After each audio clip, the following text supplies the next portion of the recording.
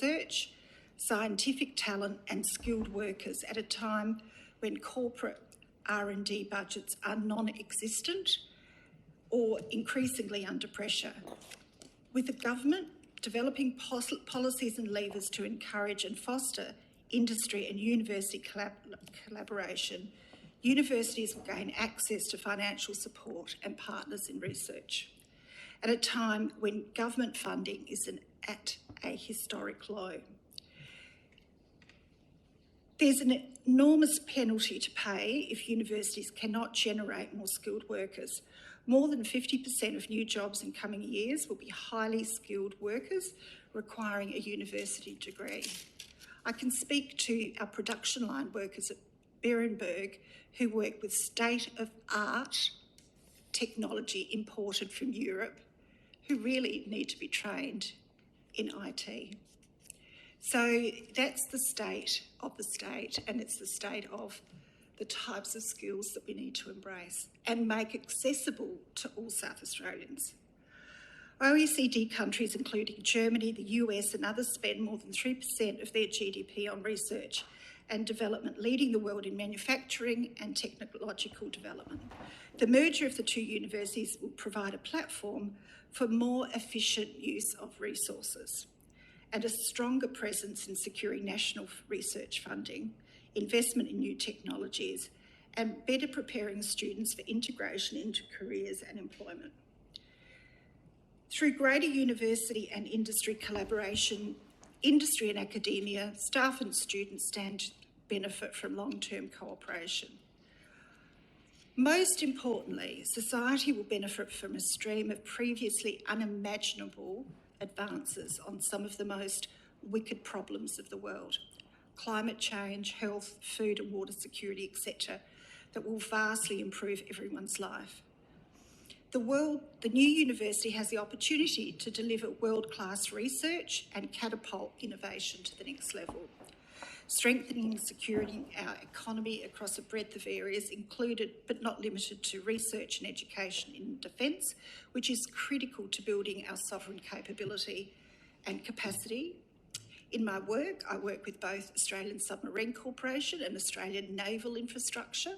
On the top of their risk is access to skilled workers. Food security, aquaculture, agriculture, viticulture, commercialising research to create more Sundrop Farms. Sundrop Farms, an amazing, innovative global leader that has redefined sustainable greenhouse production of fresh fruit and vegetables, having developed technologies that integrate solar power, electricity generation, freshwater production and hydroponics. Medical research. Imagine what's possible if we harness the collective horsepower, research and insights of both University of Adelaide and the UniSA researchers together. We can only begin to imagine the number of lives that will be saved in future generations through bringing the cancer research teams together. Consider the current state where we have Surgency, an entity of the University of South Australia. It's a cancer-focused medical research institute located in North Terrace. It focuses on cancer research and clinical trials, which include new cutting-edge technologies in immunotherapies and genomics. The institute collaborates with like-minded centres of excellence across the globe, delivering world-class and life-changing treatments and outcomes for cancer patients. While in the University of South Australia, we have the Cancer Research Institute, which is doing outstanding things in cancer research, including, amongst other things, trialling drugs, which have passed the first phase with flying colours, raising hopes for effective new treatments for aggressive brain tumours. Imagine the collaboration of the two under the one university. A merged university would allow for coordinated collaboration in the fight to control disease and explore cures by attracting and retaining brilliant biomedical and clinical researchers and being a magnet for the best and brightest of the medical sciences. As a beneficiary of huge advances through medical science in cancer, that is my dream for future generations. Through new courses and innovation, curriculum, and accessibility, we will open the doors and windows to meet individuals where they are in their learning journey. Embedding students in industry as part of the integrated learning will further support university and industry collaboration and better prepare students for real-world employment outcomes. Making education accessible to all children in their early years, and particularly to those who have experienced poverty and disadvantage, is critical. The two universities combining their efforts to enhance the scope and scale of programs similar to the Children's University Adelaide program will enhance lives, stimulate young minds and contribute to breaking the cycle of disadvantage. There are currently over 5,000 active members in the program from some 164 South Australian schools. 112 of those schools are deemed low socioeconomic, regional or remote. I have had the pleasure of sitting in on several of the Children's University graduations in the Benithan Hall, as I believe you have the Honourable John Gardner. And it's an experience that is as inspiring as it is foundational to creating positive change and breaking the cycle of disadvantage. The sheer joy, the sense of achievement and pride in the faces of those children aged 5 to 14 is compelling. It's a compelling reason to open wide the doors and windows of our university to facilitate access to education to all children. Government can facilitate better education outcomes for South Australians from a broad range of socioeconomic and cultural backgrounds, including First Nations people, through policy levers which will provide greater accessibility into university programs across all student cohorts. I was a member of the University of Adelaide's council, I'm a former member, when merger discussions failed in October 2018. I saw it as a compelling vision then and a compelling vision now for the state, for the good of its students, its staff, for society, for economy and for community. In 2019, I was invited to be part of a working party co-chaired by Steve Ludlam, the former MD and CEO of the Australian Submarine Corporation, and Jim McDowell, the former CEO of DPC. I was there representing industry, business. As a board member of Business SA, I was there together with the chief scientist, the chief entrepreneur, amongst other people. The Marshall government wanted that group to identify transformational opportunities in South Australia to grow our economy, our population and increase employment. We were asked to be courageous in our thinking, to come up with game changers that would transform our state. I sat and pondered over many, many discussions what those game changers may be. And I reflected on the university merger, speaking to the Premier of the day and speaking with Jim McDowell as to why the suggested merger of the universities couldn't be that game changer in 2019. A game changer which would position us as a university city with a global reputation, with centres of excellence, where North Terrace was well renowned as the heart of STEM research. I said that through its global reputation, that new merged university would attract the best staff and train skilled workers ready to contribute to industry. It was an opportunity for business and university to collaborate to totally revitalise South Australia. At the time, I was told by both parties in no uncertain terms that that discussion was off the table as the government didn't want to get immersed in university politics. It may come back on the table when one or other of the two personalities within the universities moved on. The universities are there by virtue of government legislation. That was not a courageous decision at the time, and it was a missed opportunity. So drawing this all back to the central market, I said at the outset that the success and prosperity of the central market and its traders is only limited by our ability to attract more business, more people to invest, live, work, study and play in the city and in South Australia. I believe the merger is a game changer for South Australia, creating a vibrant city where business abounds in CBD's repurposed vacant buildings and where innovation is at the forefront of the collaboration with university, a city where there is a diverse population who live, study, eat, shop and work in the city, where we have an abundance of local, national and international students who complement our workforces and enable our businesses to grow in retail, in tourism, in hospitality and technology, where PhD students abound in Adelaide working within organisations. We have so few PhD students leaving universities to work in industry. You could probably count them in one hand. Imagine them being in organisations to transfer the knowledge and embed research and innovation.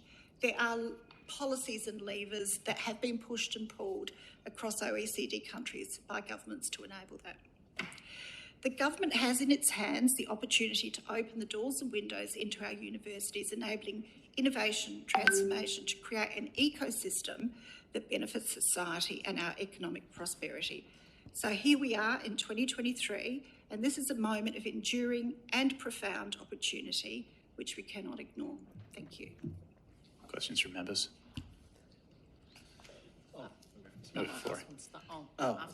Thank you for your very impressive and comprehensive opening statement. My question is, so you... Let's grab a tissue if you don't mind. Yes, it's all right, I'll wait. My question is, you indicated that previously that you had thought about this, the possibility of a merger between the universities as part of a unofficial working group set up by the previous government. I was wondering if you might expand on what was the thinking that took place within that group for the reasons to go ahead with the merger at that time, notwithstanding the fact that you were essentially told to stop thinking about it by the previous government in the end. Sorry, just clarity on the What were the question. reasons why you actually thought that it was a good idea at the time? A good idea at the time? I guess the proposition that was put forward to create a university cities typically, whether in Austin and other universities around the world, are very similar in formation to Adelaide. They have parks that surround them, they have arts, and they have the sorts of environments where students want to come and live and thrive, and they have the scale that students can live within a city. I've got grandchildren and children. And what was put to us at the time was that industry, if you look at industries, particularly the large technology organisations, are attracted to centres where there are students, and they are prepared to position themselves alongside organisations that are able to generate those skilled workers. So that was compelling at the time. The proposition that was put forward, and it was put forward to both universities, was a compelling proposition, which ultimately did not fall based on the merit of the proposition, but fell rather because some of the guiding principles at the front end of the discussions perhaps could have been clearer. Supplementary, Chair. Are you confident now that those guiding principles are clear? I am absolutely confident that they are clear. The guiding principles at the time did not provide clarity on the name of the university, and if you know anything about major change tends to fall over on perhaps things that are not rational. And so the name of the university and who would be the Vice-Chancellor were the reasons why it fell over. To me, that's not rational. Thank you. Can I just ask another supplementary on that? And I'm glad you raised that point because I guess, you know, the elephant in the room with this debate is always that issue of those personalities. And absolutely, like you said, perhaps if we wait for one or two people to come off, is yes, what you said. That was a quote to me. Are you confident now that those discussions that basically tied the universities up in knots for those previous years are done and dusted, and that we're looking at this through a different lens, and that the focus is on the right outcome? Absolutely. One of the first questions I asked when I heard that these discussions were underway again were what were the guiding principles, and I was particularly reassured to be told that the guiding principles in as far as the recruitment of a Vice-Chancellor for the new university would be recruiting for the best person globally for the new university, as opposed to, at the time, it was going to be either or David Lloyd or Peter Rathjen. Why that was a decision that was made in those earlier discussions, I'm not sure, but I'm absolutely confident in having seen that the university, the new university, once its strategy is defined, will go out and seek globally the best Vice-Chancellor for this new university. The other element was the name, and landing on Adelaide University makes a lot of sense. Changing it to anything else that didn't include Adelaide would absolutely detract from the brand that was within the top 100 in Adelaide. Globally in terms of our universities. Chair, I have one more question, if I may. From where you sit with ACMA, has there been any sort of measurements done of that indirect economic activity and benefit that provides to the city, to the market, to businesses in the city square? Has there been any, in terms of jobs, flow on, the indirect stuff?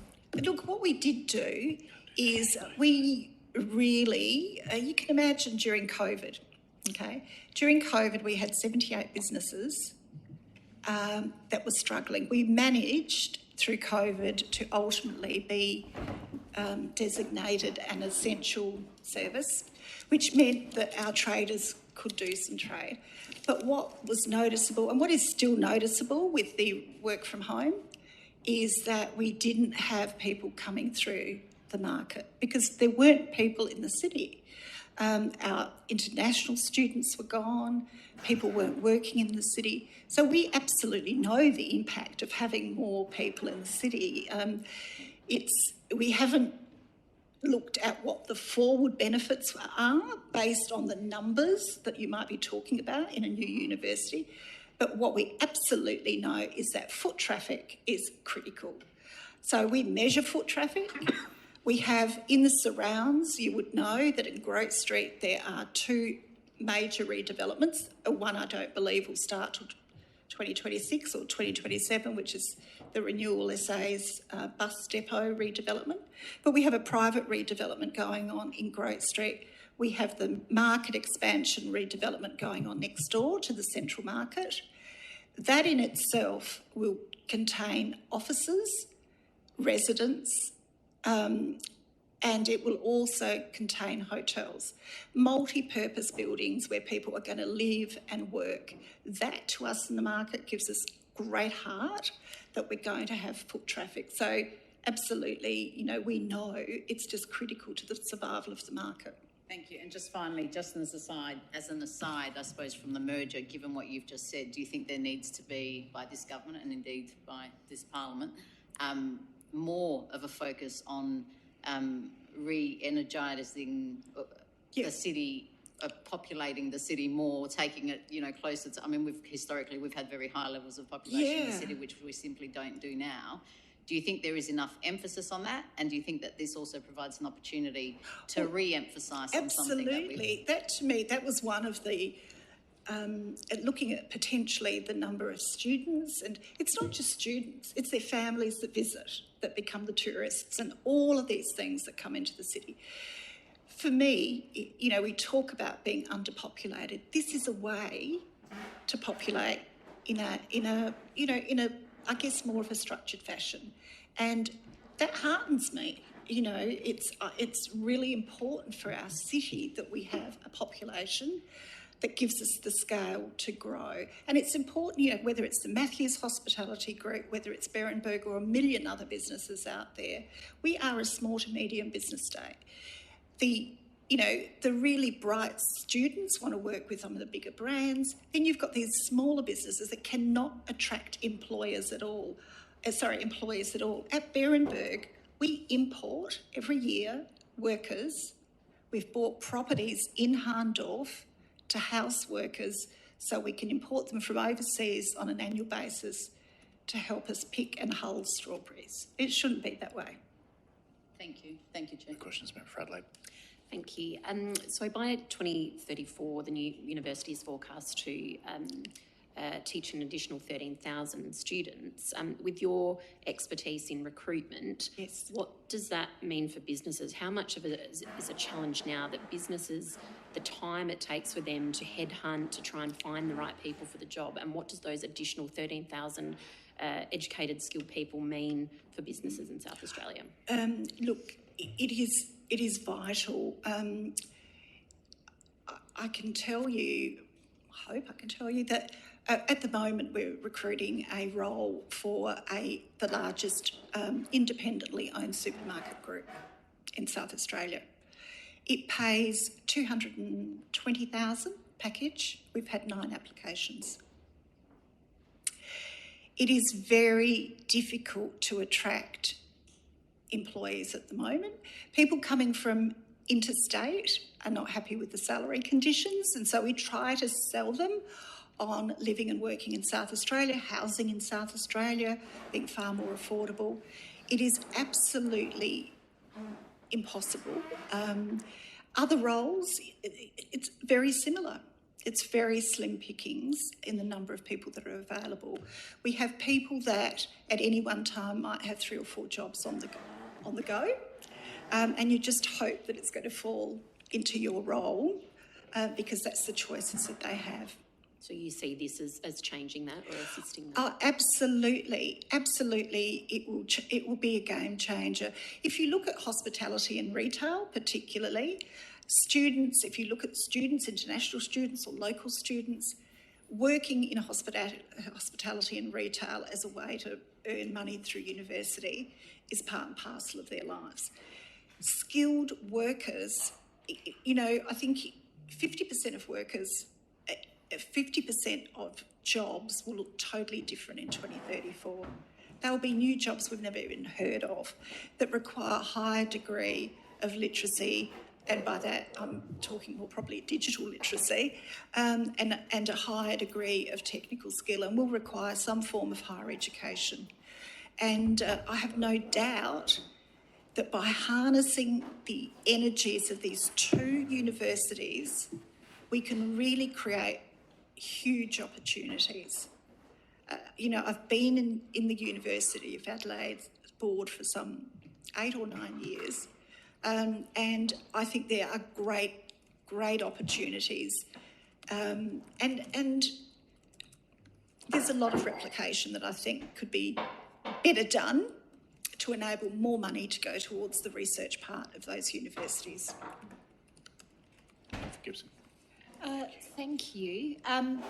We heard from a witness earlier today that talked about the value of international students coming to study in Adelaide, but they also spoke about their sense of entrepreneurship, and that quite often they might open up a small business either whilst they're here studying or once they've determined to stay here.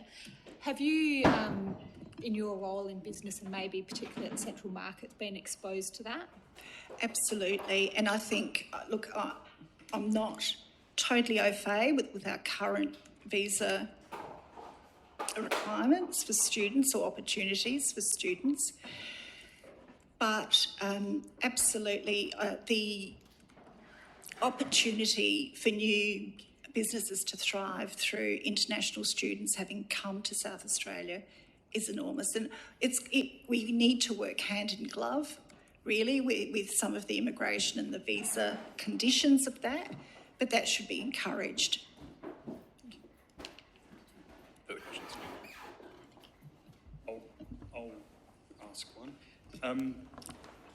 One of the things which has been on my mind a bit since coming on this committee has been around the university's business case, which there's been a lot of debate around. My thinking around the business cases is that the universities have gone away to work out whether it is in their best interests about whether they form a new university.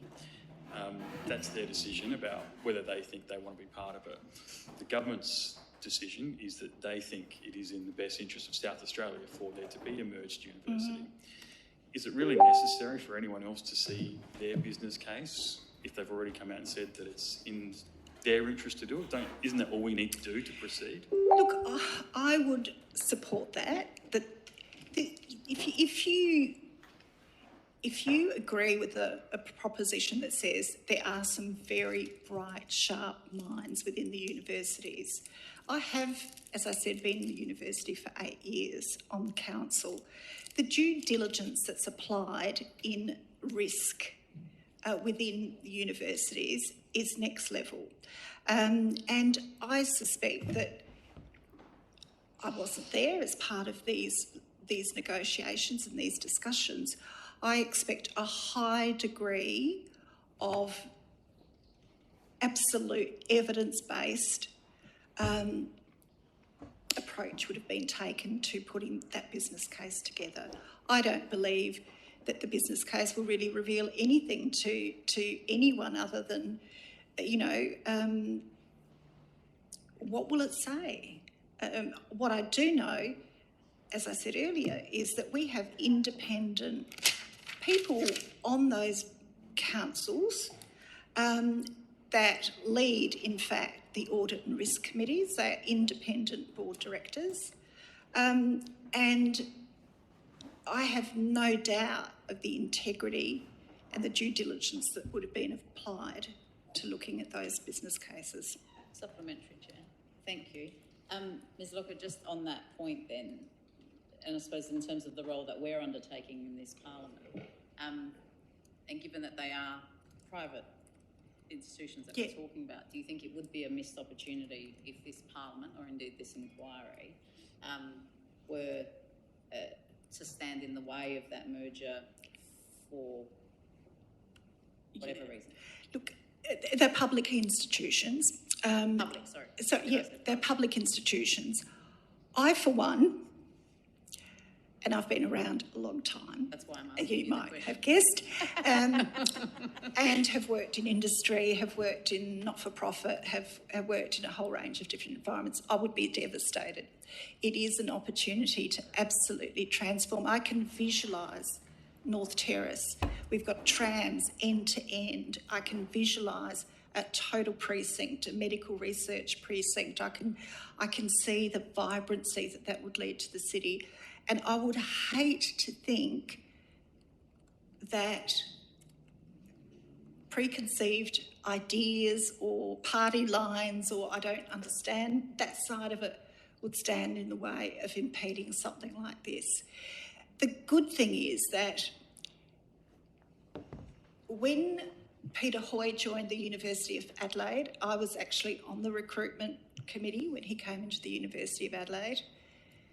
And he first put this discussion on the table, apparently, with Premier Weatherall some years ago. He was very courteous and said that in coming into the university as a Vice-Chancellor, he would absolutely leave any decision on merger up to the council because it was the council's role. But quietly, I was particularly pleased that he was sort of in his late career. He saw the University of Adelaide appointment as his last full-time appointment. And I knew that if we went down the path of any merger discussions, he would be totally invested in what's best for South Australia, not what's best for him as an individual within that. That gave me great heart. Look, I would be devastated. Not that that's important to anyone in this room, but certainly for industry, for my clients and the people that I work with, I just think it's a game changer. Member Flory. I just wanted to follow on what you were saying about the business case. So, as someone who's been has obviously worked senior levels of business and has been on university councils and was entrusted by the previous government to consider or be involved in some discussions on this subject, would you say that going ahead and endorsing this particular proposal is something that the members of these university councils would do lightly? Or do you think it's the sort of thing that these people who are experts, as you say, in risk analysis and business would consider very, very closely and make an informed decision about? Well, I can tell you that the Chancellor of the University of Adelaide, Catherine Branson, a former federal judge, does nothing lightly. She absolutely, and many other of those people on those councils would not have entered into this lightly. I have no doubt that they have applied their minds to what is in the best interests of this state in higher education, and they have no preconceived ideas of who's going to be appointed where and any terms of a new council or any such thing. I don't believe at all that they've gone into this lightly. Thank you. Are there further questions? Being none, thank you, Ms. Locher, for your excellent evidence. It is appreciated. Transcript of today's proceedings will be available